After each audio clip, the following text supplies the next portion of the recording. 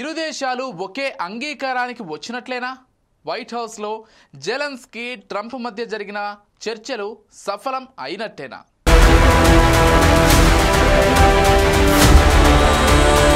గత కొన్నాళ్లుగా జరుగుతున్న యుద్ధానికి ఎండ్ కార్డు పడే అవకాశం ఉందా?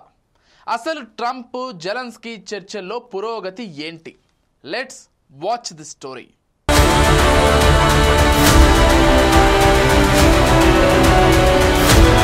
ప్రపంచంలో ఎక్కడ ఏం జరిగినా దానికి కర్త, కర్మ, క్రియ అన్నీ తానే అన్నట్లుగా వ్యవహరించే అమెరికా అధ్యక్షుడు డొనాల్డ్ ట్రంప్ రష్యా ఉక్రెయిన్ల మధ్య యుద్ధంలోనూ తగదునమ్మ అన్నట్లు వ్యవహరిస్తున్నారు. తన ప్రమేయం ఉన్నా లేకున్నా ప్రపంచంలో ఏది జరిగినా క్రెడిట్ అంతా కొట్టేయడమే తన టార్గెట్ అన్నట్లుగా ఆయన వ్యవహార శైలి ఉందని పలువురు నిపుణులు అభిప్రాయపడుతున్నారు.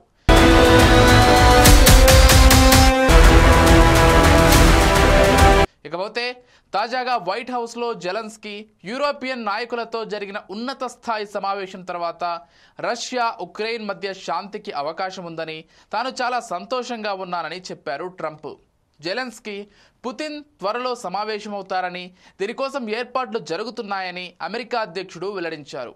రష్యా ఉక్రెయిన్ వివాదాన్ని ఆపడానికి ఈ సమావేశం ఒక తొలి అడుగుగా ఆయన అభివర్ణించారు.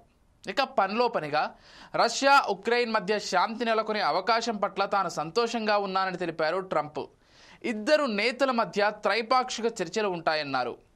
ఇక ఉక్రెయిన్కు భద్రతా హామీలు కల్పించడం గురించి చర్చించామని, వీటిని వివిధ యూరోపియన్ దేశాలు అమెరికాతో సమన్వయంతో అందించనున్నాయని అన్నారు. రష్యా ఉక్రెయిన్కు శాంతి నెలకొనే అవకాశం ఉందని, అందరూ చాలా సంతోషంగా ఉన్నారని ట్రంప్ పేర్కొన్నారు.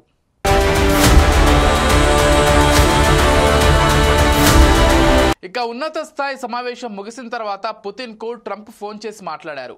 వైట్ హౌస్లో జరిగిన చర్చలు, జెలెన్స్కీతో సమావేశం విషయంపై ఆయన చర్చించారు. అటు రష్యా ప్రెసిడెంట్ కూడా ఓకే చెప్పినట్లు తెలుస్తోంది. దాదాపు 4.5 ఏళ్ల తర్వాత జరుగుతున్న ఈ యుద్ధాన్ని ఆపడానికి ఇది చాలా మంచి ప్రారంభాడుగని ట్రంప్ చెప్పుకొచ్చారు.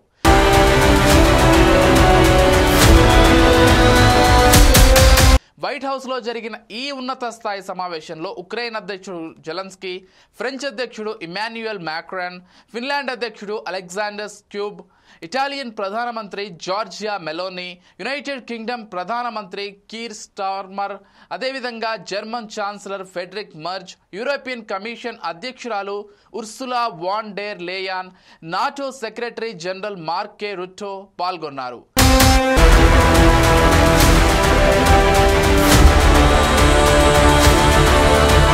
ఇక సమావేశం అనంతరం రాబోయే 2 వారాల్లో జెలెన్స్కీ, పుతిన్ సమావేశం నిర్వహించుకుంటున్నారని జర్మన్ ఛాన్సలర్ చెప్పారు. ట్రంప్ పుతిన్తో జరిగిన ఫోన్ సంభాషణలో భేటీకి అంగీకరించారని ఫెడరిక్ మర్జ్ తెలిపారు. ఇది మంచి శుభ పరిణామంగా అభివర్ణించారు. ఈ భేటీ ఎక్కడ జరుగుతుందనే విషయంలో ఇంకా నిర్ణయం తీసుకోలేదన్నారు. మరోవైపు కాల్పుల విరమణ ఒప్పందం లేకుండా పుతిన్తో ఇలాంటి సమావేశాన్ని ఊహించడం తనకు కష్టమని అధ్యక్షుడు జెలెన్స్కీ పేర్కొన్నారు. కాకపోతే ట్రంప్ గురించి మనకు తెలిసిందే కదా, ఆయన చేసేది గోరంత ఉంటే దాన్ని కొండంత అన్నట్లుగా ప్రచారం చేసుకుంటూ ఉంటారు. రష్యా ఉక్రెయిన్ యుద్ధం విషయంలోనూ ఆయన అలాగే వ్యవహరిస్తున్నారనే ప్రచారము ఉంది. చూడాలి మరి రష్యా ఉక్రెయిన్ యుద్ధానికి సంబంధించిన శుభం కార్డు ఎప్పుడు పడుతుందో అనేది. కాకపోతే మన దేశ ప్రధాని మోదీ చెబుతున్నట్లుగా ఏదైనా కూడా శాంతి చర్చల ద్వారానే పరిష్కరించుకోవచ్చు. మరి ఆ దశగా పుతిన్, జెలెన్స్కీలు అడుగులు వేస్తారా లేదా అనేది వేచి చూడాలి.